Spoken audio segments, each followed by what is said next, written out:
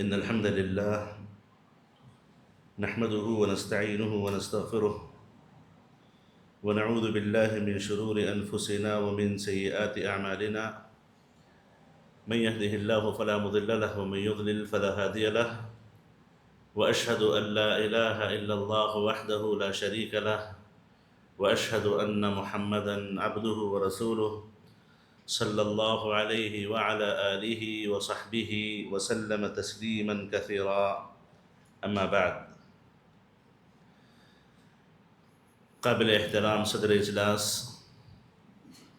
باوقار علماء، معزز طلاب علم، حاضرین مجلس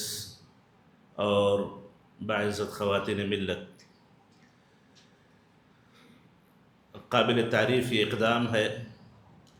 جو ابنائے جامعہ محمدیہ منصورہ بنگلور کی طرف سے لیا گیا. زکوٰۃ سے متعلق جو تفصیلات لوگوں کے درمیان آنی چاہیے تاکہ وہ ایک ایسی عظیم عبادت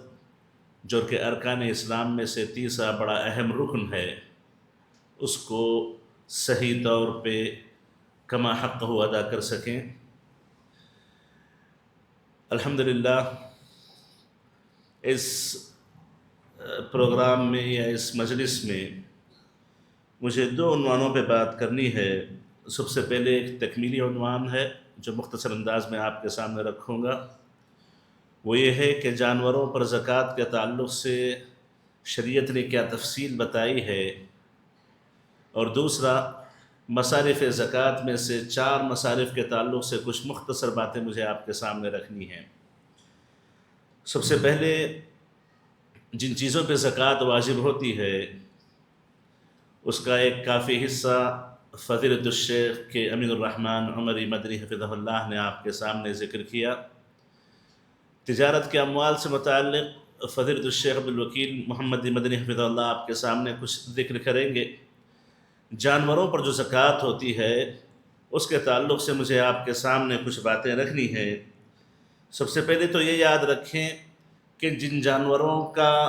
نص سے ثبوت ملتا ہے انہی جانوروں پر زکوٰۃ واجب ہوتی ہے.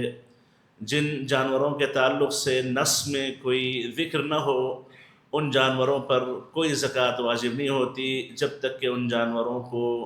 تجارت کے لیے رکھا جائے، اور جب تجارت کے لیے رکھا جائے تو عروض التجارہ کے اعتبار سے، اموال تجارت کے اعتبار سے زکوٰۃ دوسرے طریقے سے ان پہ واجب ہو سکتی ہے. اور جن جانوروں کا ذکر عام طور پر قرآن و حدیث میں آتا ہے وہ 3 قسم کے جانور ہیں. ایک ہیں اونٹ، دوسرے ہیں گائے اور بیل، اور تیسرے ہیں بکرے اور مینڈھے، بہیمۃ الانعام. انہی کے تعلق سے آتا ہے کہ ان تینوں پر زکوٰۃ واجب ہے، اور نبی کریم علیہ الصلاۃ والسلام نے اس کی تفصیل بھی بیان کر دی کہ کتنے جانوروں پر کتنے جانور بطور زکوٰۃ نکالے جائیں گے. اور ان جانوروں پر زکوٰۃ کے تعلق سے ایک اور مزید اہم شرط یہ ہے کہ ان جانوروں پر اسی وقت زکوٰۃ واجب ہوتی ہے جب وہ خود سے چرنے والے جانور ہوں، یعنی باقاعدہ چارہ خرید کر کے لا کے کھلایا جاتا ہو تو اس پہ زکوٰۃ واجب نہیں ہوتی. ہاں اگر ان کو لے جایا جاتا ہے، وہ خود سے اللہ کی زمین میں گھوم پھر کر کے اپنا چارہ لے کر کے چر کے آ جاتے ہیں تو ان پر کوئی زکوٰۃ، انہی پر زکوٰۃ واجب ہوتی ہے. السائمہ جسے کہا جاتا ہے. اگر ایسے جانور ہیں جن کو چارہ کھلایا بھی جاتا ہے، چارہ چر کے بھی آتے ہیں، تو اس میں غالب جو ہوگا اس کے اعتبار سے اس کا فیصلہ فتوے کے اعتبار سے کیا جائے گا. علماء کے سامنے مسئلے کو پیش کر کے اس کا حکم لیا جاتا ہے. جہاں تک جانوروں میں اونٹوں کی زکوٰۃ سے متعلق ہے تو دیکھیں جس کسی کے پاس 1 سے لے کر کے 4 تک اونٹ ہو تو 4 اونٹوں پر کوئی زکوٰۃ نہیں ہے. اگر وہی 5 اونٹ ہو جائیں تو 5 سے لے کر کے 9 اونٹ اگر کسی کے پاس ہوں تو 1 بکری زکوٰۃ میں دی جائے گی. اور اگر وہی اونٹ 10 ہو جائیں تو 10 سے لے کر 14 تک 2 بکریاں دی جائیں گی. وہی اونٹ اگر 15 سے لے کر کے 19 تک ہو جائیں تو 3 بکریاں دی جائیں گی. وہی اونٹ اگر 20 سے لے کر کے 24 تک ہو جائیں تو ان اونٹوں پر 4 بکریاں بطور زکوٰۃ پیش کی جائے گی. شرط یہ ہے کہ وہ سائمہ ہو، خود سے چرنے والے اونٹ ہو اور ان پر 1 سال گزرے. ان پر 1 سال گزرے، یعنی ان اونٹوں کی ملکیت پر 1 سال گزر جائے تو اس پر زکوٰۃ واجب ہوتی ہے۔ اور اگر اونٹ 25 ہو جائیں تو 25 سے لے کر کے 35 تک اگر اونٹ ہو تو ایک اونٹ بنت مخاض جسے کہا جاتا ہے، بنت مخاض کہتے ہیں ایسے اونٹ کو جو 1 سال کا ہو کر کے دوسرے سال میں داخل ہو چکا ہو، جس کا 1 سال مکمل ہو چکا ہو، تو 25 سے 35 تک اگر کسی کے پاس اونٹ ہو تو ایک اونٹ زکوٰۃ میں دے دیا جائے گا۔ اور اگر وہی 36 اونٹ سے لے کر کے 45 تک ہو تو ایک بنت لبون اونٹ دیا جائے گا۔ بنت لبون کہتے ہیں اس اونٹ کو جو 2 سال مکمل کر چکا ہو۔ اور اگر وہی 46 سے لے کر کے 46 سے لے کر کے 60 اونٹ تک اگر ہو تو اس میں ایک حقہ دیا جاتا ہے۔ حقہ کہتے ہیں ایسے اونٹ کو جو 3 سال کا ہو چکا ہو۔ اور اگر وہی 61 سے لے کر کے 75 اگر اونٹ ہو، 61 سے لے کر کے 75 اگر کسی کے پاس اونٹ ہو تو اس پر ایک جذع دیا جاتا ہے۔ جذع کہتے ہیں ایسے اونٹ کو جس کے 4 سال مکمل ہو چکے ہوں۔ اور اس کے بعد 76 سے لے کر کے 90 اگر اونٹ ہوں تو اس میں 2 بنت لبون ہوں گے 45 کے اعتبار سے۔ اور اگر 90 پر 1 سے لے کر کے 120 تک اونٹ ہوں تو اس پہ 2 حقے ہوں گے، یعنی 60 کے اعتبار سے۔ اسی اعتبار سے دیکھیں جیسے جیسے اونٹ بڑھتے جائیں گے ہر 40 پر 1 بنت لبون کا اضافہ ہوگا، ہر 40 پر 1 بنت لبون کا اضافہ ہوگا، اور ہر 50 پر 1 حقے کا اضافہ ہوگا۔ یہ اونٹوں کی زکوٰۃ کی اپنی تفصیل ہے۔ جہاں تک گائے کی زکوٰۃ کا مسئلہ ہے تو دیکھیے اگر کسی کے پاس 29 گائے ہیں، 20 پر 9 29 گائے ہیں تو اس پہ کوئی زکوٰۃ نہیں ہے۔ اگر وہی 30 کی گنتی مکمل ہو جاتی ہے، وہی 30 کی گنتی مکمل ہو جائے تو اس پر ایک طبیع، ایک گائے زکوٰۃ پہ پیش کی جائے گی، وہ جس کی عمر 1 سال مکمل ہو کر کے دوسرے سال میں داخل ہو چکی ہو، وہ پیش کی جائے گی۔ اور اگر وہی گائے 40 سے 50 پر 9 تک ہو جائیں، 40 سے 50 پر 9 تک ہو جائیں 59 تک، تو ایسی صورت میں اس پر ایک مسنہ دیا جائے گا، یعنی ایسی گائے جس کے 2 سال مکمل ہو چکے ہوں، 2 سال کی گائے زکوٰۃ میں پیش کی جائے گی۔ پھر 60 سے 60 پر 9 تک 2 طبیع دیے جائیں گے، 70 سے 70 پر 9 تک ایک طبیع اور ایک مسنہ دیا جائے گا، 80 سے 80 پر 9 تک 2 مسنی دیے جائیں گے۔ بہرحال یہ اس کی اپنی تفصیل ہے۔ طبیع اور مسنہ 1 سال کی گائے، 2 سال کی گائے یہ پیش کی جائیں گی زکوٰۃ میں۔ یہ اس وقت ہوگا جب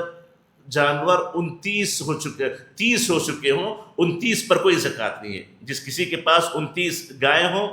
1 سال گزر چکا ہو، خود سے چرنے والے گائے کیوں نہ ہو، ان پر کوئی زکوٰۃ پیش نہیں کی جا سکتی۔ اگر کوئی نکالنا چاہے تو اس کی اپنی مرضی کی بات ہے، جیسا کہ اس سے پہلے شیخ امین حفظہ اللہ نے بیان کر دیا کہ جس کسی کے پاس 85 گرام سے کم سونا ہو اس پہ زکوٰۃ تو واجب نہیں ہوتی، اگر کوئی دینا چاہے تو اس کی اپنی مرضی کی بات ہے۔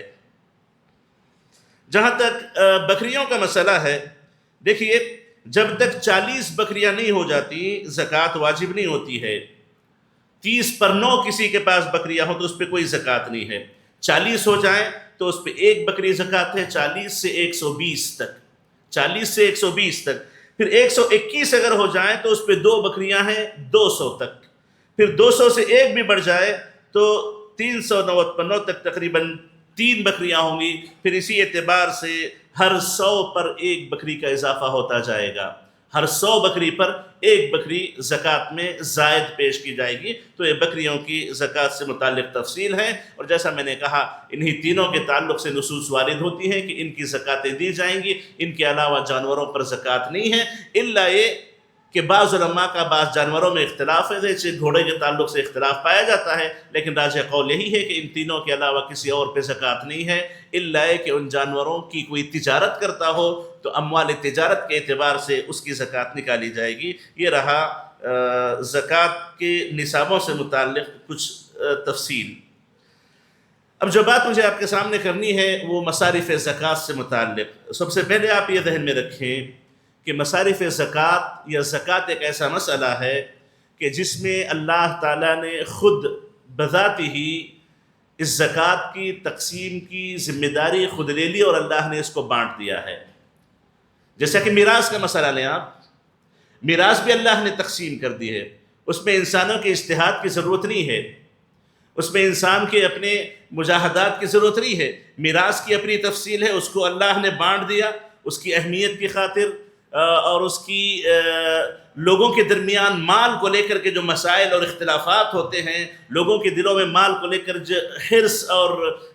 بخل پایا جاتا ہے، ان تمام کی وجہ سے بھی غالباً اللہ تعالیٰ نے میراث کی تقسیم جیسے کر دی، ویسے اللہ تعالیٰ نے زکوٰۃ کی تقسیم بھی کر دی ہے، زکوٰۃ کی تفصیلات بھی بیان کر دی کہ کیسے زکوٰۃ کس کو دی جانی چاہیے۔ اور مصارف زکوٰۃ کو آپ دیکھیں تو مصارف تقریباً 8 ہیں، انما الصدقات للفقراء والمساکین والعاملین علیہا والمؤلفۃ قلوبہم وفی الرقاب والغارمین وفی سبیل اللہ وابن السبیل فریضۃ من اللہ واللہ علیم حکیم۔ اس آیت کو آپ دیکھیں، اس آیت میں اللہ تعالیٰ نے 8 مختلف مصارف ذکر کیے ہیں جہاں پر زکوٰۃ کو صرف کرنا چاہیے، زکوٰۃ کو بانٹنا چاہیے۔ پہلے 4 مصارف ایسے ہیں کہ جس کے لیے اللہ تعالیٰ نے جو حرف استعمال کیا، انما الصدقات للفقراء والمساکین والعاملین علیہا والمؤلفۃ قلوبہم، یعنی اس کے لیے لام التملیک کا مسئلہ ہے، اس کے تعلق سے شیخ عبدالعظیم حفظہ اللہ بات کریں گے۔ اور اس کے بعد جو مسئلہ ہے وہ ہے وفی الرقاب والغارمین وفی سبیل اللہ وابن السبیل۔ یہاں پر اللہ تعالیٰ نے جو حرف استعمال کیا وہ ہے فی، یعنی اس مصرف میں اس کو خرچ کیا جائے گا، اس مصرف میں اس کو خرچ کیا جائے گا، اور اس میں ان کا مالک بنایا جانا یا ان کا محتاج ہونا یا پھر اس قسم کی جو تفصیلات جو پہلے 4 میں آتی ہیں ان تمام میں آنا ضروری نہیں ہے۔ معزز حاضرین، انہی مصارف کے تعلق سے علماء کرام نے بڑی تفصیل سے بات کی ہے۔ کہتے ہیں امام ماوردی رحمہ اللہ کہتے ہیں کہ اموال و صدقات کو 2 قسموں میں بانٹا گیا ہے۔ احدہما من یدفع الیہ لحاجتہ الیہا، یعنی کچھ ایسی قسمیں ہیں جن کو زکوٰۃ ان کی ضرورت کی وجہ سے دی جاتی ہے، یعنی وہ محتاج ہے زکوٰۃ کے،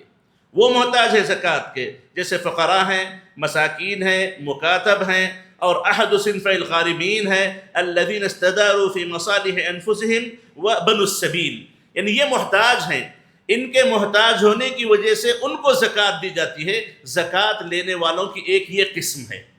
قسم ہے، اور دوسری قسم من تدفع الیہ لحاجتنا الیہ، یعنی کچھ ایسے قسم کے لوگ ہیں جن کو زکوٰۃ دی جاتی ہے ہماری حاجت کے لیے، امت مسلمہ کی حاجت کے لیے، امت مسلمہ کی ضرورت کو پورا کرنے کے لیے، امت مسلمہ کی تسہیلات کے لیے ان کو زکوٰۃ دی جاتی ہے، ان کو زکوٰۃ دی جاتی ہے۔ تو یہ کہتے ہیں کہ وَأَحَدُ صِنْفَ الْغَارِمِ، کہتے ہیں کہ والضرب الثاني من تدفع إليه لحاجتنا إليه وهم العاملون عليها والمؤلفة قلوبهم وأحد صنف الغارمين وهم الذين استدانوا في إصلاح ذات البين والغزاة۔ اور کہتے ہیں فمن دفعت إليه لحاجته إليها لم يستحقها إلا مع الفقر ولم يجز أن تدفع إليه مع الغنى۔ جن لوگوں کی ضرورت زکوٰۃ ہے، جو زکوٰۃ کے محتاج ہیں، جو مال کے محتاج ہیں، ان لوگوں کو اس وقت تک زکوٰۃ نہیں دی جائے گی جب تک کہ وہ فقیر اور محتاج نہ ہوں، جب تک وہ فقیر اور محتاج نہ ہوں ان کو زکوٰۃ نہیں دی جا سکتی۔ وَمَن دُفِعَتْ إِلَيْهِ لِحَاجَتِنَا إِلَيْهِ، یعنی جن لوگوں کو زکوٰۃ، جن مصارف پر زکوٰۃ ہماری حاجت کے لیے، امت مسلمہ کے لیے اور مسلم سوسائٹی کے لیے خرچ کی جاتی ہے، تو کہتے ہیں جَازَ أَن تُدْفَعَ إِلَيْهِ مَعَ الْغِنَى وَالْفَقْرِ، چاہے وہ مالدار ہوں چاہے وہ فقیر ہوں، اس کو نہیں دیکھا جائے گا، بلکہ ان پر زکوٰۃ خرچ کی جا سکتی ہے تاکہ امت مسلمہ کے مسائل حل ہو سکیں، امت مسلمہ کے مسائل حل ہو سکیں۔ تو معزز حاضرین، یہ عام طور پر زکوٰۃ کی 2 مصارف کی 2 مختلف قسمیں ہیں، اور جن مصارف پر مجھے بات کرنی ہے وہ 4 ہیں، وفی الرقاب والغارمین وفی سبیل اللہ وابن السبیل۔ وفی الرقاب، سب سے پہلا جو مصرف ہے فی الرقاب، یعنی غلاموں کو آزاد کرنے کے لیے۔ جیسا کہ آپ لوگ جانتے ہیں پچھلے زمانے میں غلاموں کا رواج تھا، جیسے جانور سامان بکتا اور خریدا جاتا تھا، ویسے لوگ بھی خریدے اور بکتے تھے، خریدے جاتے تھے، بیچے جاتے تھے، مرد ہوں کہ عورتیں۔ اور اسلام آیا ان کو اس غلامی سے آزاد کرانے کے لیے، اس غلامی سے آزاد کرانے کے لیے اسلام آیا ہے۔ اگرچہ کہ اسلام میں غلامی سے متعلق کافی احکام پائے جاتے ہیں، کافی تفصیلات پائی جاتی ہیں۔ یہ تمام تفصیلات اس ظلم کو ہٹانے کے لیے تھی جو ان غلاموں اور لونڈیوں پر عام طور پر کیا جاتا تھا، اس ظلم کو دور کرنے کے لیے جو عام طور پر ان کے ساتھ کیا جاتا تھا، جانوروں سے سلوک کیا جاتا تھا، تو اس ظلم کو ہٹانے کے لیے ان کے ساتھ حسن سلوک کا پیغام دیتے ہوئے اور ان کو آزادی کی طرف ابھارتے ہوئے کہ ان لوگوں کو آزاد کرنے پر کتنا ثواب اللہ نے رکھا ہے، تو ان سے متعلق کافی تفصیلات قرآن حدیث میں پائی جاتی ہیں۔ تو یہ بڑی اہم اس بات پر دلیل ہے کہ اسلام غلامی کو ختم کرنے کے لیے آیا ہے۔ اس بات کی سب سے بڑی دلیل یہ ہو سکتی ہے کہ اللہ تعالیٰ نے مصارف زکوٰۃ میں اس کو بھی رکھا ہے کہ غلاموں کو آزاد کرنے کے لیے اس زکوٰۃ کو خرچ کیا جائے، غلاموں کو آزاد کرنے کے لیے اس زکوٰۃ کو خرچ کیا جائے۔ یہ اس بات کی بہت بڑی دلیل ہے کہ اسلام غلامی کو پھیلانے کے لیے نہیں بلکہ غلامی کو ختم کرنے کے لیے آیا ہوا ہے۔ معزز حاضرین، ابھی آج کل تو غلامیوں کے تعلق سے تفصیلات یا پھر غلاموں کا وہ دور نہیں رہا، غلام لونڈیاں نہیں رہی، لیکن عام طور پر ایسے حالات پائے جاتے ہیں کہ جس میں بعض اوقات بعض انسان اپنی آزادی کھو بیٹھتے ہیں، تو ان کو ان کی آزادی دوبارہ دلانے کے لیے زکوٰۃ کا پیسہ خرچ کرنے سے متعلق لجنہ دائمہ کا فتویٰ ہو یا پھر اور دوسرے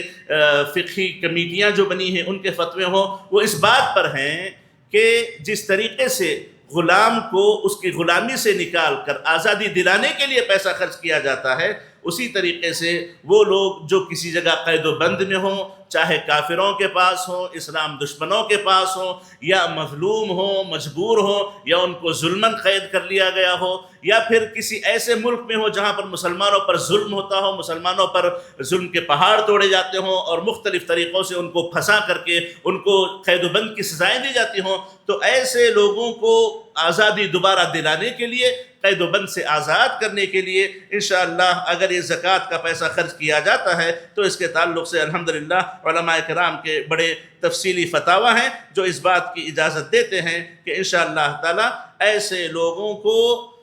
آزادی دلانے کی خاطر زکوٰۃ کا پیسہ خرچ کر کے ان کو نکالا جائے۔ جیسے موسوعہ فقہیہ میں لکھتے ہیں کہ ان یفتدی بالزکاة اسیرا مسلما من اید المشرکین، وقد صرح الحنابلة وابن حبیب وابن عبد الحق من المالکیہ بجواز هذا النوع لأنه فك رقبة من الأسر فيدخل في الآية بل هو أولى من فك رقبة من بأيدينا۔ کہتے ہیں کہ جو غلام آپ کے اپنے ہاتھ میں ہے، مسلمان ہے، آپ اسے کھلا پلا رہے ہیں، اس کو آپ دیکھ ریکھ کر رہے ہیں، اس کو آزاد کرنے سے زیادہ افضل یہ ہے کہ ایسے کو آپ آزاد کرے جو دشمنوں کے چنگل میں ہے، دشمنوں کے قید و بند کی صعوبتوں کو برداشت کر رہا ہے۔ اسی طریقے سے لجنہ دائمہ میں کہتے ہیں والمراد بقوله تعالی وفي الرقاب عتق المسلم من مال الزكاة عبدا كان او امه ومن ذلك فك الاسارى ومساعدة المكاتبين، فك الاسارى ومساعدة المكاتبين۔ اور معزز حاضرین، اسی فی الرقاب میں ایک تو یہ ہوتا ہے کہ آپ خود سے آگے بڑھ کے کسی غلام کو آزاد کریں، اور دوسری شکل یہ بھی ایک پائی جاتی تھی اس زمانے میں مکاتب کے نام پر کہ کوئی غلام اپنے آقا سے کانٹریکٹ کر لیتا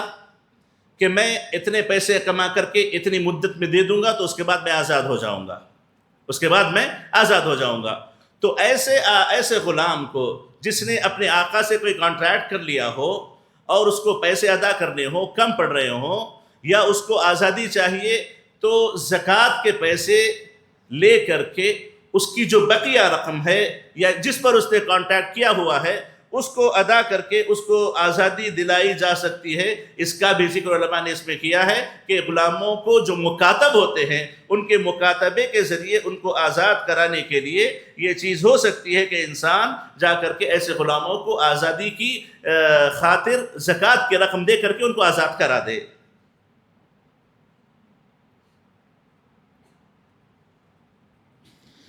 یہاں پر ایک بحث ہے، اس میں لوگوں نے لکھا ہے کہ اگر کوئی آدمی کسی قید میں ہے اور وہ قید کسی جرم کی بنیاد پر ہے، اس نے کوئی جرم کیا ہے، کسی گناہ کی بنیاد پر ہے، اس نے گناہ کیا ہے، تو ایسی جگہ بعض اوقات زکوٰۃ کا پیسہ خرچ نہ کر کے اس کو آزاد نہ کرانا بہتر ہے کہ کہیں معاشرے میں گناہ کی تعداد نہ بڑھنے لگے کہ چلو ہم گناہ کر لیں نعوذ باللہ، قید و بند میں چلے جائیں تو زکوٰۃ کے پیسوں سے آزادی کی کوئی راہ نکل سکتی ہے، آزادی کی کوئی راہ نکل سکتی ہے۔ تو اس قسم کے جو اس کے سلبیات ہیں، اس کے جو مائنس پوائنٹس ہو سکتے ہیں، اس سے بچنے کی خاطر ایسے لوگ جو مجرم قسم کے لوگ ہیں، قید و بند کی صعوبتوں میں ہیں، تو ان کے آزادی سے متعلق سوچ سمجھ کے فیصلہ لینا چاہیے، اور اگر خاص طور پر ان کی آزادی سے اگر گناہوں کو بڑھاوا مل سکتا ہے تو ایسی صورت میں ان کو آزاد نہ کرنا، زکوٰۃ کے پیسے ان پر خرچ نہ کرنا، اسی پر علماء کا فتویٰ ہے۔ اس کے بعد مسئلہ الغارمون کا، یعنی وہ لوگ جو قرض کے تحت قرض کے وزن میں دبے ہوئے ہوتے ہیں۔ اس میں 3 قسمیں آتی ہیں۔ پہلی قسم غارموں کی وہ لوگ ان قرض داروں کی ہے جو اپنی ذات کے لیے قرض لے کر کے اتنے قرض میں ڈوب گئے ہیں، دب گئے ہیں کہ ان کے پاس اب قرض ادا کرنے کی طاقت نہیں رہی،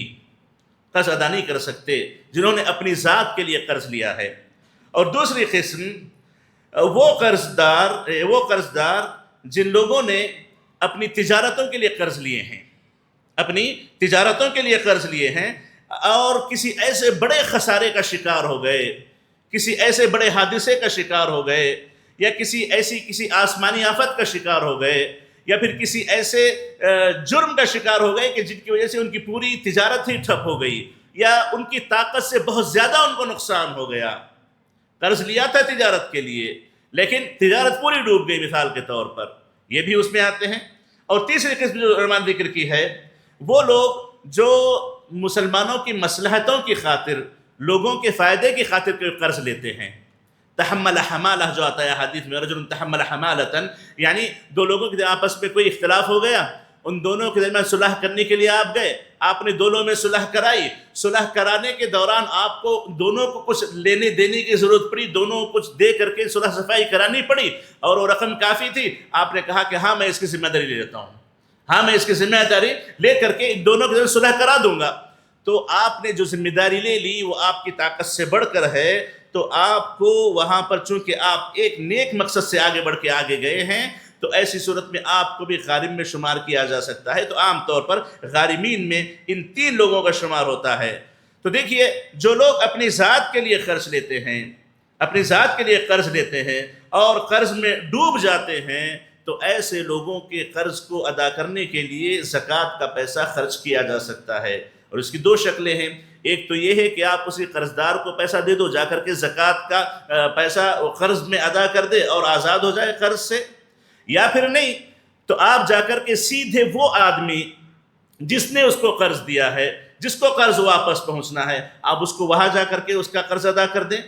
اسی لیے یہ جو فرق کیا جاتا ہے للفقراء والمساکین اور فی الرقاب والغارمین، یہ فی اور لام کا جو فرق کیا جاتا ہے یہ ہے کہ غارمین کے لیے ضروری نہیں کہ آپ اس قرض دار کو مالک بنائیں، اس کا ضروری نہیں ہے، آپ جا کر کے سیدھے وہاں پر اس کا قرض ادا کر دے سکتے ہیں تاکہ وہ اس قرض کے دباؤ سے نکل جائے، اس قرض کے دباؤ سے نکل جائے۔ تو جو آدمی اپنے لیے قرض لیا ہوا ہو اور قرض کے تحت ڈوبا ہوا ہو، دبا ہوا ہو، تو ایسے آدمی کے قرض کی ادائیگی زکوٰۃ کے پیسوں سے کی جا سکتی ہے۔ اور اسی طریقے سے وہ لوگ جو کسی تجارت کی خاطر قرض لیے ہوں، تجارت شروع کیے ہوں اور کوئی کوتاہی انہوں نے نہیں کی،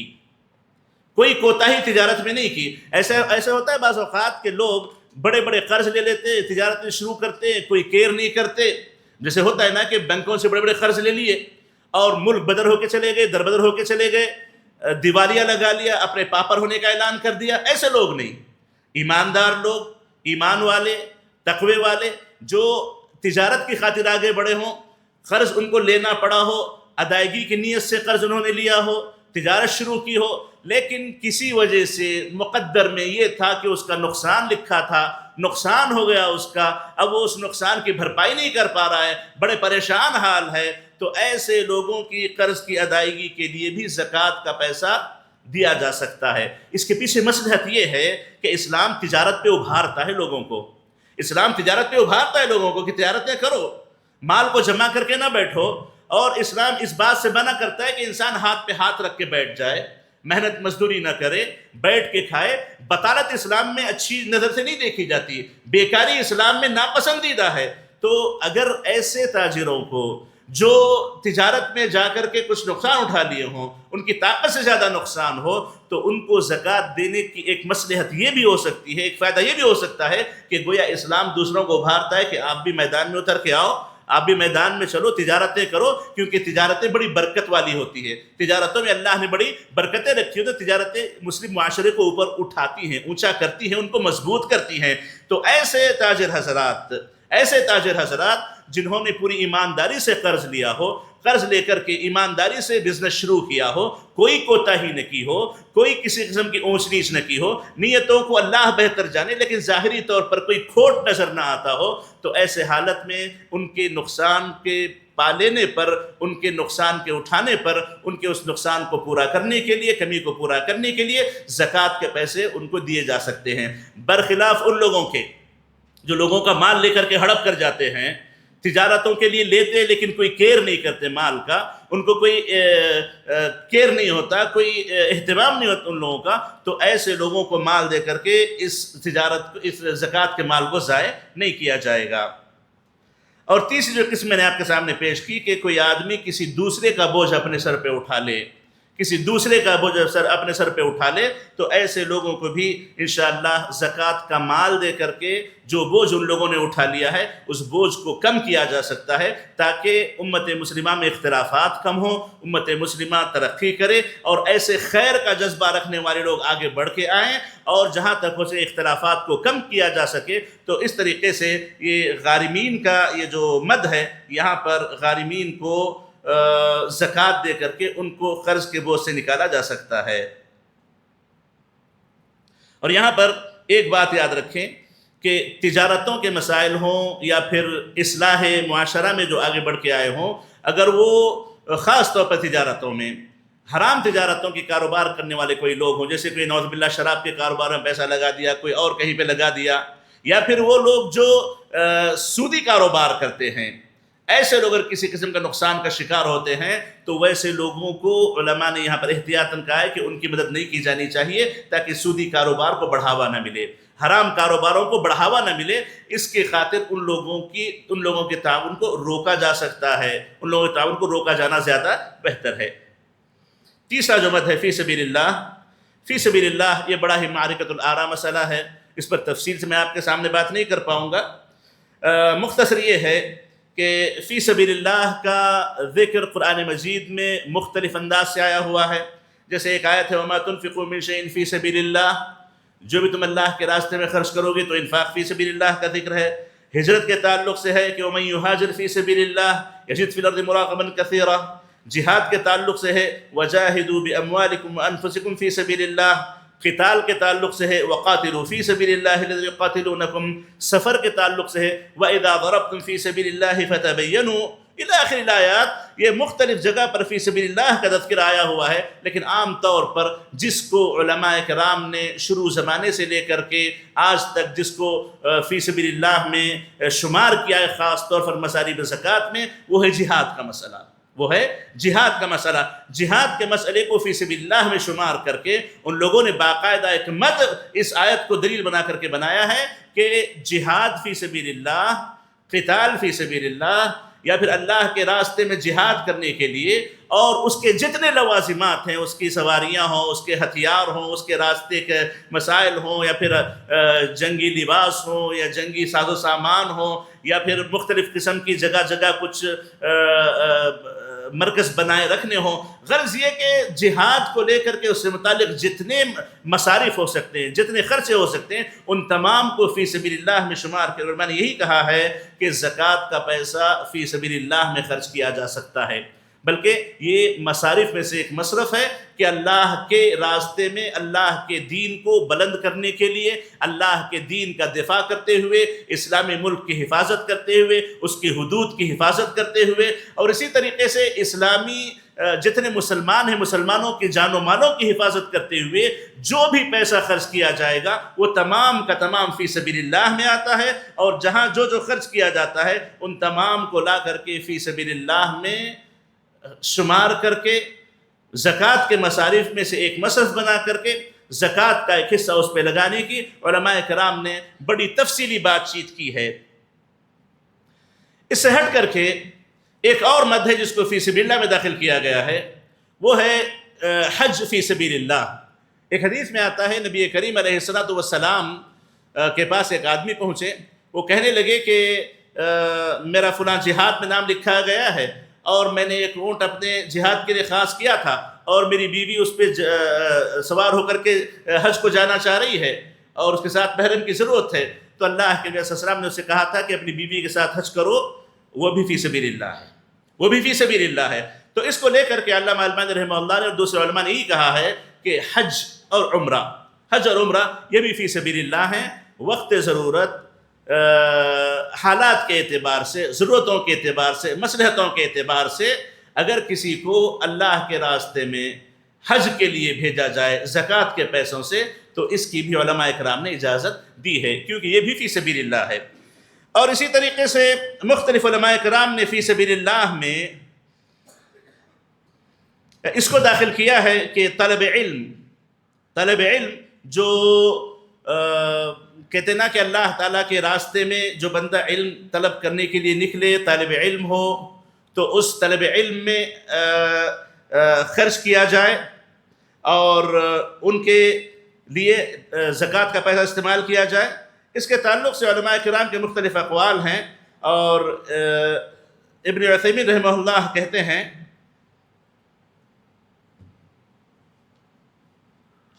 اما الجهاد في سبيل الله فنعم هو اشرف الاعمال بل هو ذروة سنام الاسلام ولا شك في فضله، لكن العلم له شأن كبير في الاسلام فدخوله في الجهاد في سبيل الله دخول واضح لا اشكال فيه۔ اور لجنہ دائمہ کا فتویٰ ہے هل يجوز صرف الزكاة لطلبة العلم الذين هم في حاجة ماسة؟ فأجابت نعم يجوز اعطاؤهم منها لحاجتهم إليها۔ اسی طریقے سے موسوعہ فقہیہ میں ہے اتفق الفقهاء على جواز اعطاء الزكاة لطالب العلم، وقد صرح بذلك الحنفية والشافعية والحنابلة وهو ما يفهم من مذهب المالكية، وذهب بعض الحنفية إلى جواز أخذ طالب العلم الزكاة ولو كان غنيا إذا فرغ نفسه لإفادة العلم واستفادته لعجزه عن الكسب۔ وسئل ابن تيمية عمن ليس معه ما يشتري به كتبا يشتغل فيها فقال يجوز أخذه من الزكاة ما يحتاج إليه من كتب العلم التي لا بد لمصلحة دينه ودنياه منها۔ یعنی مختلف جو عربی عبارتیں میں نے آپ کے سامنے پڑھی ہیں وہ سب یہی بتاتی ہیں کہ جہاد فی سبیل اللہ ایک بہت بڑا نیک عمل ہے بلا شبہ، لیکن طلب علم بھی ایک بہت بڑا نیک عمل ہے۔ ابن عثیمین کہتے ہیں طلب علم بھی ایک بہت بڑا نیک عمل ہے، اور جہاد فی سبیل اللہ میں طلب علم بھی داخل ہو جاتا ہے، جس میں کوئی اشکال نہیں ہے۔ اور اسی طریقے سے موسوعہ فقہیہ میں لکھا ہے کہ طالب علم کو زکوٰۃ دی جا سکتی ہے، فقہا کا اس پر اتفاق ہے، سوا شافعیہ ہوں کہ حنفیہ ہوں کہ حنابلہ ہوں وغیرہ۔ اور ابن تیمیہ سے پوچھا گیا کہ اگر کوئی طالب علم کچھ کتابوں کا محتاج ہے، اس کے پاس کتابیں نہیں ہیں، تو کیا اس کو زکوٰۃ کے پیسوں سے کتابیں خرید کے دی جا سکتی ہیں؟ تو کہتے ہیں کہ انشاءاللہ جس طالب علم کی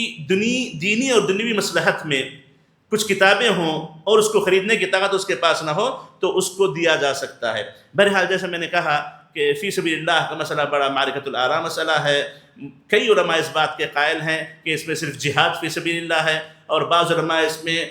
حج کو داخل کر دیتے ہیں، اور کئی معاصر علماء اس میں طلب علم کو بھی داخل کر دیتے ہیں۔ تو بہرحال اگر طالب علم محتاج ہے، فقیر ہے، تو اس کے فقیر ہونے کے ناطے وہ اس مد میں داخل ہو سکتا ہے، لفقرہ و مسکنتہ۔ من حیث فی سبیل اللہ علماء کا اختلاف ہے، لیکن ابن عثیمین رحمہ اللہ کی بڑی صراحت ہے، اور موسوعہ فقہیہ ہے، لجنہ دائمہ وغیرہ کے فتاوی اس بات پر ہیں کہ فی سبیل اللہ میں طلاب علم کو داخل کیا جا سکتا ہے، کوئی حرج کی بات نہیں ہے۔ وہیں پر ایک رائے یہ بھی اس کو میں ذکر کر دوں،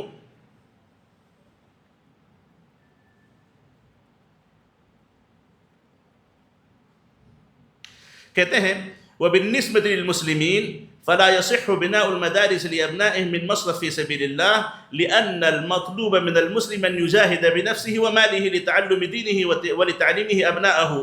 ومن الذين آمنوا ومن يلزمه. کہتے ہیں کہ جہاں تک مسلمانوں کا آپسی مسئلہ ہے تو کہتے ہیں کہ مدرسے بنانا وغیرہ یہ ایک رائے ہے. اکثر رائے یہ ہے کہ طلب علم میں خرچ کیا جا سکتا ہے، طلاب علم پہ خرچ کیا جا سکتا ہے. ایک اور رائے یہ ہے کہ علم حاصل کرنا مسلمانوں پر فرض ہے. علم حاصل کریں گے اس میں ان لوگوں کو اپنا مال لگانا چاہیے، اپنی جان لگانی چاہیے، اپنی محنتیں لگانی چاہیے، یہ سب کرنا چاہیے. تو کہتے ہیں کہ وبالنسبة للمسلمين فلا يصح بناء المدارس لأبنائهم من مصرف في سبيل الله لأن المطلوب من المسلم أن يجاهد بنفسه وماله لتعلم دينه ولتعليمه أبنائه ومن يلزمه ويساهم بنفسه وماله في نشر الدين لا أن يكون متلقيا للزكاة. کہتے ہیں یا ایھا الذین آمنوا هل ادلکم علی تجارۃ تنجیکم من عذاب علیم تؤمنون باللہ ورسولہ وتجاہدون فی سبیل اللہ باموالکم وانفسکم ذالکم خیر لکم ان کنتم تعلمون. یہ ایک رائے ہے. اس کے بعد جو آخری مطلب جاتا ہے ابن السبیل کا. ابن السبیل یعنی مسافر لوگ، یعنی کوئی بندہ کسی سفر پہ نکلے، سفر پہ نکلنے کے بعد اس کی اگر پاکٹ مار لی جائے یا راہ بھٹک جائے یا کچھ بھی ہو جائے جس کی وجہ سے محتاج ہو جائے، ہاتھ میں اس کے لیکوڈ کیش نہ ہو، اس کے ہاتھ میں لیکوڈ کیش نہ ہو، اور کوئی صورت نہیں ہے کہ وہ اپنے گھر سے پیسہ منگا سکے یا کوئی اور انتظام کر سکے، ایسے مجبور لوگوں کے لیے زکوٰۃ کا پیسہ دیا جا سکتا ہے. زکوٰۃ کا پیسہ دیا جا سکتا ہے اس آدمی کے اپنے اعتبار سے، اس آدمی کے اپنے سفر کی سہولتوں کے اعتبار سے اس پر خرچ کیا جا سکتا ہے. ابن عثیمین رحمہ اللہ سے پوچھا گیا کہ اگر کوئی اچھے رہن سہن والا آدمی اگر راستے میں کہیں اپنے پیسے کھو جائے، اس کے پاس پیسے نہ ہوں، تو کیا اس کو اچھی ٹکٹ، کلاسز ہوتے ہیں ٹکٹس کے بھی، فرسٹ کلاس سیکنڈ کلاس وغیرہ، تو چونکہ وہ اچھے لوگوں میں سے ہے، ایلائٹ پیپل میں سے، تو کیا اسے اچھی ٹکٹ دی جا سکتی ہے؟ تو ابن عثیمین رحمہ اللہ نے کہا تھا کہ ہاں، اس کی اپنی حالت کے اعتبار سے اس پر خرچ کیا جا سکتا ہے، انشاءاللہ کوئی حرج کی بات نہیں ہے. تو بہرحال ابن السبیل، مسافر جو راہ چلتے چلتے مالدار بھی کیوں نہ ہو، اگر وہ محتاج ہو جائے پیسوں کا، تو ایسی صورت میں اس پر خرچ کیا جا سکتا ہے. زکوٰۃ کے پیسے اس پر لگائے جا سکتے ہیں. اب اس کو اگر دیکھیں گے تو خاص طور پر آج جو ظلم ہو رہا ہے، جیسے برما میں ہوا تھا یا فلسطین میں ہوا یا کئی جگہ ہوا، مسلمانوں کو گھروں سے بے گھر کر دیا جاتا ہے، ملک سے ملک بدر کر دیا جاتا ہے، ان کو وہاں سے نکال دیا جاتا ہے. نہ وہ گھر کے رہتے، نہ وہ دار کے رہتے، نہ ان کے پاس مال ہوتا ہے، نہ ان کے پاس پیسہ ہوتا ہے. تو ایسے لوگ بھی زیادہ حق رکھتے ہیں کہ ان لوگوں پر اس مد سے زیادہ خرچ کیا جا سکے. لکھتے یہاں پر کہ ومن التطبیقات الحدیثة في مصرف ابن السبیل ما يخص اللاجئین المضطهدین ممن اضطروا الى مغادرة اوطانهم واموالهم. نہ ان کے پاس اپنا گھر ہے، نہ ان کے پاس اپنا مال ہے، تو ایسے لوگوں پر بھی ابن السبیل کے ناطے ان پر خرچ کیا جا سکتا ہے. ہاں، اگر ان کا اپنا پیسہ موجود ہے، وہ پیسہ کہیں سے نکلوا سکتے ہیں، تو پیسہ نکلوانے کے لیے جو خرچ لگتا ہے، پیسہ نکلوانے کے لیے جو اس پہ تکلیفیں آتے ہیں، وہ بھی ابن السبیل کے ناطے ان پر خرچ کیے جا سکتے ہیں. اور اگر وہ پیسہ نہیں نکلوا سکتے تو ان کی سہولتوں کی خاطر جتنا پیسہ ان کو ضرورت ہو سکتی ہے، ابن السبیل کے ناطے ان کو دیا جا سکتا ہے. تو معزز حاضرین، یہ میں نے کوشش کی کہ ان 4 حدود کو آپ کے سامنے مختصر انداز میں رکھنے کی کوشش کروں. اللہ تعالیٰ سے دعا ہے کہ اللہ تعالیٰ اس زکوٰۃ جو کہ اسلامی ارکان میں بڑا ہی اہم رکن ہے، اس کو کما حقہ ہمیں سمجھنے کی اور اس کے حقوق کو صحیح طور پر ادا کرنے کی، اور خاص طور پر جو مصارف کا مسئلہ ہے جس کی تقسیم اللہ نے خود کر دی ہے، اس میں اللہ سے ڈرتے ہوئے اللہ کے حقوق کو اور ان حقداروں کے حقوق کو ان تک پہنچانے کی اللہ تعالیٰ ہم مسلمانوں کو توفیق نصیب فرمائے. اخیر میں تمام ذمہ داران کا اور جن لوگوں نے اس پروگرام کو ترتیب دیا ان تمام کا شکر ادا کرتے ہوئے اپنی بات ختم کرتا ہوں. وصلی اللہ وسلم علی نبینا محمد وعلی آلہ وصحبہ اجمعین.